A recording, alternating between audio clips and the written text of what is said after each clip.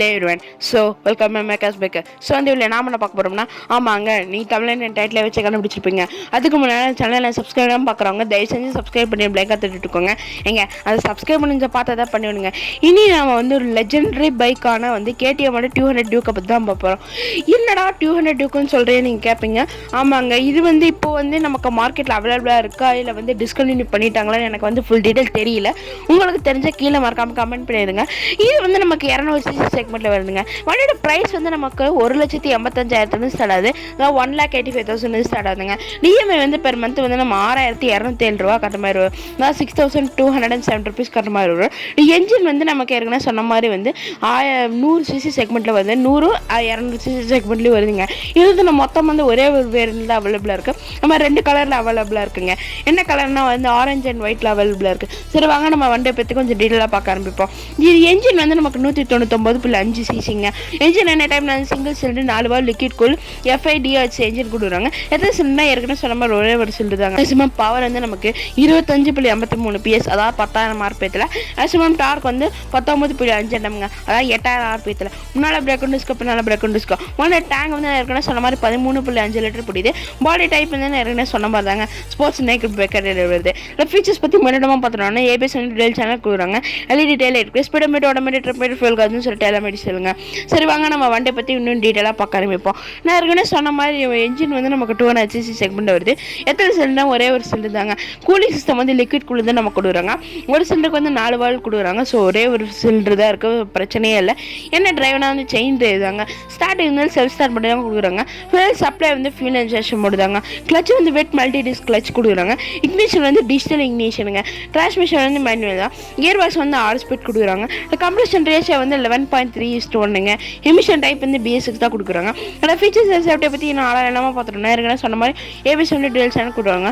Console வந்து நமக்கு full digital வருதுங்க. பாஸ் சுவிட்ச் இருக்குது, கிளாக் இருக்குது, ஆன்டி தெஃப்ட் அலாரம் இருக்குது, ஸ்டெப் அப் சீட் இருக்குது, பஞ்ச ஃபுட்டர்ஸ் இருக்குங்க. சேஸ் அண்ட் சஸ்பென்ஷன் பற்றி பார்த்துட்டோம்னா சேஸ் வந்து நம்ம வந்து ஸ்பிளிட் ஸ்டீல் ட்ரெலிஸ் ஃப்ரேம் கொடுக்குறாங்க. பாடி டைப் இருந்து ஸ்போர்ட்ஸ் நேக்கட் பைக் கேட்டகரியில் வருதுங்க. அதில் முன்னாள் சஸ்பென்ஷன் வந்து WP USD 41 mm கொடுக்குறாங்க. பின்னால் வந்து WPயோட மோனோ ஷாக் கொடுக்குறாங்க. பாடியில் வந்து நம்ம கிராஃபிக்ஸ் பண்ணிக்கலாம். முன்னாடி லென்த் வந்து 250 mm, வித் வந்து 730 mm. எல்லாருக்குமே தெரியும் டியூக்கை பற்றி.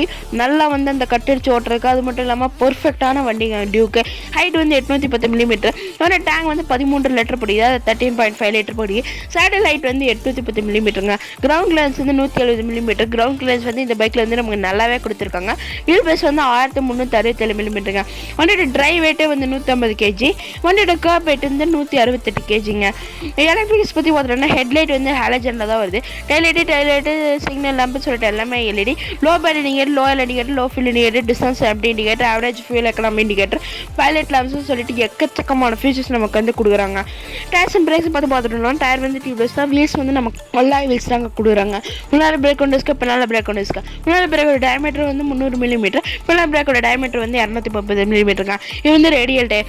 காம்படிட்டர்ஸ் யாருன்னு பார்த்தோம்னா ராயல் என்ஃபீல்டோட புல்லட் 350. டேய் ஒரு நிமிஷம் இல்லை, என்னடா ராயல் என்ஃபீல்டோட புல்லட் 350 வந்து இதுக்கு காம்படிட்டராக வந்து சொல்கிறேன் நீங்கள் கேட்பீங்க. என்னங்க பண்ணுறது, இது வந்து நான் வந்து சொல்கிறது கிடையாது. ஒரு எக்ஸ்பர்ட் சொல்கிறது தான் இது வந்து காம்படிட்டராக. நான் வந்து எதுவுமே டிசைட் பண்ணுறது கிடையாதுங்க. டிவிஎஸோட அப்பாச்சி RTR 200 4V, டிவிஎஸோட அப்பாச்சி RTR 160, யமஹாவோட MT-15, டிவிஎஸோட அப்பாச்சி RTR 180, இவங்களாம் தான் எங்களோட காம்படிட்டர். சரி வாங்க நம்ம வண்டியை பற்றி அந்த லுக் வைஸ் எல்லாம் பார்க்க ஆரம்பிப்போம். நான் ஏற்கனவே சொன்ன மாதிரி இந்த பைக் வந்து நமக்கு இந்த கட்டடிச்சு ஓட்டுறதுக்கு அதுக்கெல்லாமே வந்து தரமான வண்டி தாங்க. ஒரு நிமிஷம் என்ன டியூக்கை பற்றி பேசிகிட்டு இருக்கே இல்லை வேறு ஏதாவது பற்றி பேசிகிட்டு இருக்கான்னு நீங்கள் கேட்பீங்க. ஆமாங்க, எனக்கு தெரிஞ்ச வரைக்கும் இப்போ வர டியூக் 200 டியூக்கில் எல்லாமே வந்து நமக்கு டிஜிட்டல் தாங்க மேக்ஸிமம் கொடுக்குறாங்க. ஸோ நம்ம வண்டி வந்து ஃபுல் கம்ப்யூட்டரைஸ்டாகவே இருக்கும். பட் ஆனால் எனக்கு தெரிஞ்ச வரைக்கும் நான் இப்போ பண்ணது வந்து ஒரு ஓல்டு மாடலாக இருக்கும். மேபி வந்து இந்த பைக்கை வந்து டிஸ்கண்டினியூ பண்ணியிருக்கலாங்க. நான் என்னோட இன்ஃபர்மேஷன் வந்து மேபி தப்பாக இருக்கலாம். ஏன்னா வந்து நான் பார்க்கும்போது ஒரு வெப்சைட்டில் வந்து அதுக்கு டிஸ்கண்டினியூ பண்ணிட்டாங்கன்னு சொல்கிறாங்க, இன்னொரு வெப்சைட்டில் டிஸ்கண்டினியூ பண்ணலன்னு சொல்கிறாங்க. ஸோ எனக்கு வந்து இது வந்து ஒரே கன்ஃபியூஷனாக தாங்க இருக்குது. அது மட்டும் இல்லாமல் லுக் வைஸ் எல்லாரோட யங்ஸ்டர்ஸ் மத்தியிலுமே வந்து இந்த பைக் வந்து ரொம்பவுமே வந்து ரொம்ப பாப்புலரான வண்டி. பட் என்னன்னா வந்து இந்த பைக் வந்து நம்ம பொறுமையாக ஓட்டுற வரைக்கும் இது வந்து நமக்கு ஒரு குழந்தை மாதிரிங்க. இதுவே வந்து நம்ம வந்து கொஞ்சம் வேகமாக ஓட்டினோம்னா இது வந்து நமக்கே வந்து யமனா போய் முடிஞ்சிடும். ஏன்னா வந்து டியூக்கு KTM அவங்களோட பவர் வந்து அப்படிங்க. நம்ம வந்து நல்ல ரைடிங் எக்ஸ்பீரியன்ஸ் இருந்தால் மட்டும்தான் நம்ம வந்து டியூக்கோட பவரை வந்து மேனேஜ் பண்ண முடியுங்க.